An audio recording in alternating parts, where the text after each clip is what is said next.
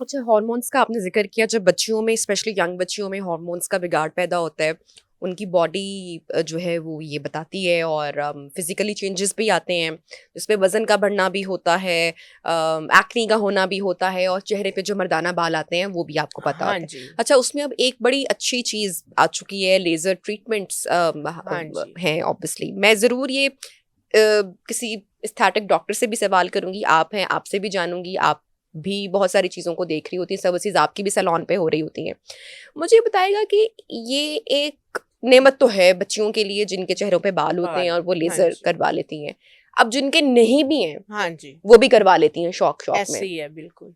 आपको ऐसा लगा कि जो स्किन है एक जो उसको टच नहीं किया होता या कोई ट्रीटमेंट्स नहीं करवाई होती, हाँ वो जी। बड़ी एक खिली हुई, एक फ्रेश बेबी स्किन, या आप समझते हैं कि वो जी, एक यंग बिल्कुल। फेस दिखता है। बिल्कुल ऐसे लेकिन ही है। लेज़र करवाने के बाद कहीं न कहीं स्किन अपना कोलेजन क्या लूज़ करती है? ये मेरा सवाल है, आई डोंट नो, मेरी ऑब्जर्वेशन है कि मैंने बिल्कुल जिन लूज़। ख़वातीन को देखा जिन्होंने लेज़र फेस करवाया है, वो देखें जी, उस तरह से लेज़र क्या कर रहा है? लेज़र अंदर जाके आपका जो फॉलिकल है, आपका जो बल्ब है, जो सीबम प्रोड्यूस हुँ, कर रहा है, जो आपकी स्किन को लुब्रिकेट रखे हुए है, जो आपकी स्किन को जो है वो हाइड्रेट कर रहा है, मॉइस्चराइज़ कर रहा है, यंग ल रख रहा है, ठीक है?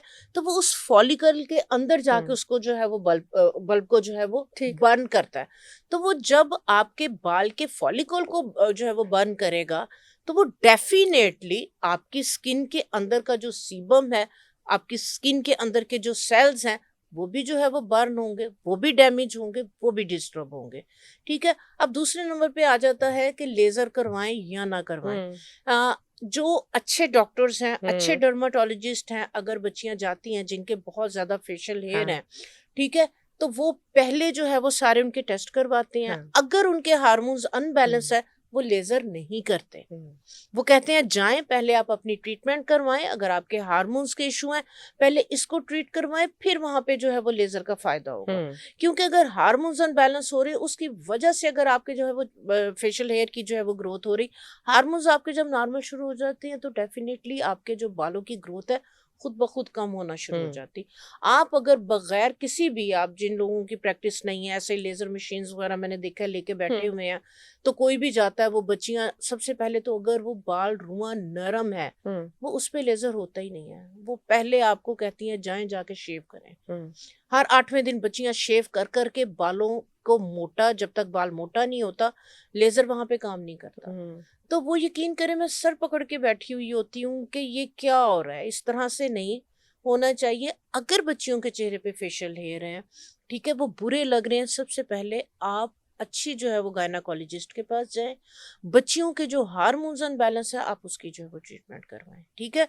तो लेज़र बेहतर है अगर हार्मोन्स बैलेंस हो गए और किसी अच्छे आप डर्माटोलॉजिस्ट के पास जाते हैं, तो वो डेफ़िनेटली आपकी स्किन आपकी वक़्त से पहले बूढ़ी भी होती, लेकिन इस पे फिर प्रिकॉशंस होते हैं। डॉक्टर्स आपको सीरम्स रिकमेंड करते हैं। कुछ खाने के लिए फूड सप्लीमेंट्स इस तरह की जो है वो चीज़ें हुँ। देते हैं कि आपने साथ ये लेनी है। तो अगर आप साथ वो चीज़ें नहीं लेंगे तो डेफ़िनेटली उस चीज़ के साइड इफ़ेक्ट हैं। अच्छा, नहीं, आप ये भी बताएगा, बहुत सारी ख़वातीन हमारे यहाँ बुरे होने का क्रेज़, मैं हमेशा ये बात करती हूँ, वो है, लोगों ने डाला हुआ है या जो भी मसले मसाले हैं, ब्यूटी का हमारा जो मयार है वो गोरी रंगत से ही है। हाँ जी। दो के अब की जो जनरेशन आ रही है, वो हाँ उनमें जी। थोड़ा-सा ये ट्रेंड मैंने बदलते हुए देखा है, वो अपने कलर स्किन को चेंज नहीं करते नहीं हैं। करते। लेकिन जो हमारी जनरेशन है, हाँ। उन्होंने ये बहुत सफ़र किया, और जो जी। हमारी जनरेशन में उस माइंडसेट के लोग हैं, वो अभी भी उसी को ब्यूटी का मयार समझते हैं। उसके लिए फिर ऊट-पटांग जो ब्यूटी क्रीम्स हैं, उनका भी इस्तेमाल होता है, रंग गोरा करने वाली चीज़ों का इस्तेमाल होता है, टोटके किए जाते हैं, और स्किन, आपको पता है फिर उसका रिज़ल्ट क्या होता है। हाँ इसका जी। रिवर्स है कुछ? व्हाइटनिंग का? यस। बिल्कुल, कि स्किन डैमेज हो गई उसका? दोनों का। दोनों का, हाँ जी। भाई, स्किन व्हाइटनिंग। डैमेज जो क्रीम्स लगाने से जो डैमेज हुआ, हाँ जी। उसके वो उसके बाद आप क्या क्या कर सकते हैं? हाँ जी।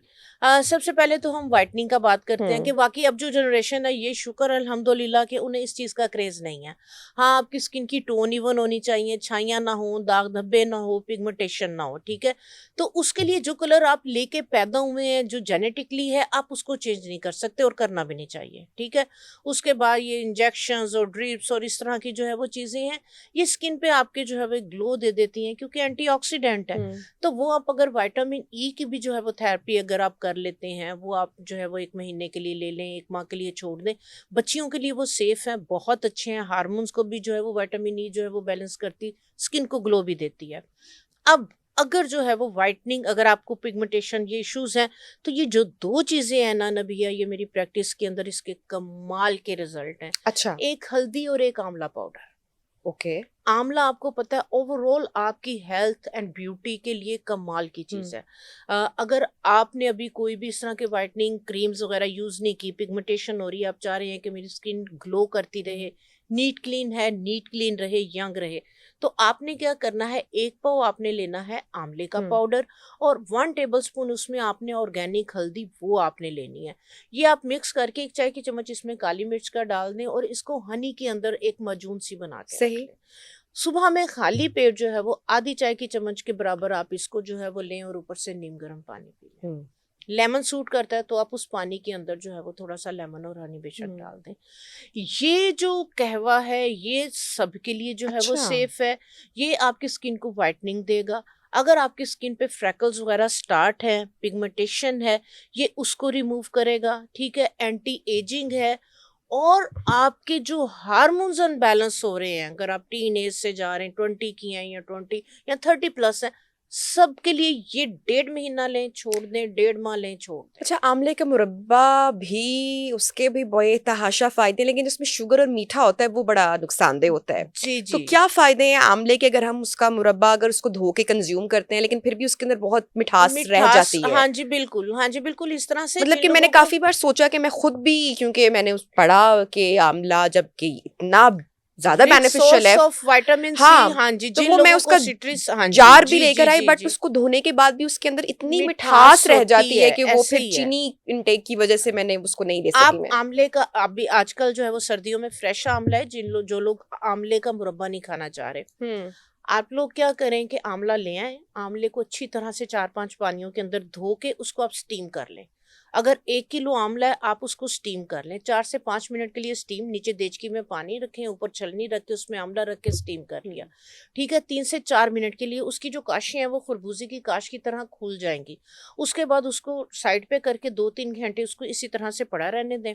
ऑर्गेनिक आप सिरका लें, ठीक है? ऑर्गेनिक सिरका अगर वो 1 किलो आंवला है, 1 किलो आपने जो है वो सिरका लिया और उसके अंदर आप जो आपके अचार के मसाले हैं, राई है, दड़ा मिर्च है, थोड़ा-सा नमक है, वो डाल के जो स्टीम किया हुआ आंवला आप उसके अंदर डाल दें। हम्म। ये आपका इतना ज़बरदस्त एक आंवले का जो बगैर इसी के तेल अंदर, के? जी, जी, जी, बिल्कुल बगैर तेल के ऑर्गेनिक सिरका लेना है। इसी के अंदर देसी जोए के लहसुन की जोए भी आप डाल सकते हैं, ठीक है? ओके। तो लहसुन भी एंटी एजिंग है और आपको पता है कितने कमाल के उसके रिजल्ट हैं। तो आप लहसुन और आंवला सिरके में इस तरह से आप डाल ये के तो आप ब्रेड पे भी स्प्रेड करके आप लगा कर दो ले तीन, सकते जी, जी, हैं। 2-3 यस। दिन ये पड़ा रहेगा आपका।